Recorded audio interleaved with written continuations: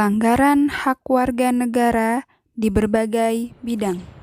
Bentuk pelanggaran hak dan pengingkaran kewajiban warga negara kita bisa bagi dua menjadi bentuk pelanggaran hak serta bentuk pengingkaran kewajiban. Bentuk pelanggaran hak warga negara kita bisa tinjau dari beberapa aspek bidang kehidupan. Seperti yang pertama, bentuk pelanggaran warga negara di dalam bidang hukum. Bentuk pelanggaran hak warga negara di bidang hukum bentuknya seperti melakukan penangkapan dengan menggunakan kekerasan bahkan tanpa surat izin tertentu atau tanpa dalil penangkapan tertentu. Nah, biasanya bentuk pelanggaran hak ini ya tentu dilakukan oleh para aparatur penegak hukum yang tidak jarang kita pun lihat beberapa kasus yang diungkap media di mana ada kejadian salah tangkap, bahkan sampai lebih dari 10 tahun di penjara, tapi ternyata ketika kasusnya ditinjau kembali, yang bersangkutan memang tidak bersalah. Nah, ini juga bagian dari bagaimana pelanggaran hak masih terjadi di lingkungan sekitar kita, dalam masyarakat Indonesia. Bidang yang kedua yaitu di bidang pemerintahan.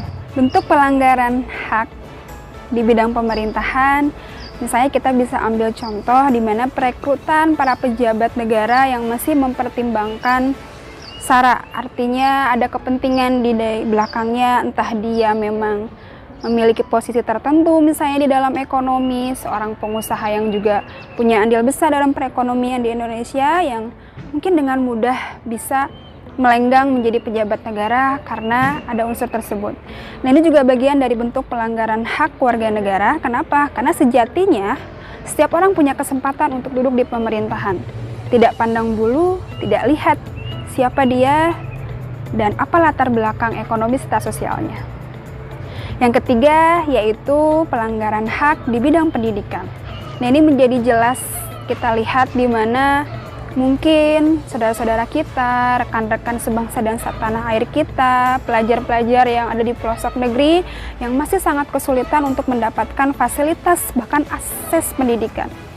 Nah, ini juga bentuk pelanggaran. Kenapa? Karena sejatinya kita tahu bahwa negara punya kewajiban untuk memberikan fasilitas dan pelayanan pendidikan yang baik.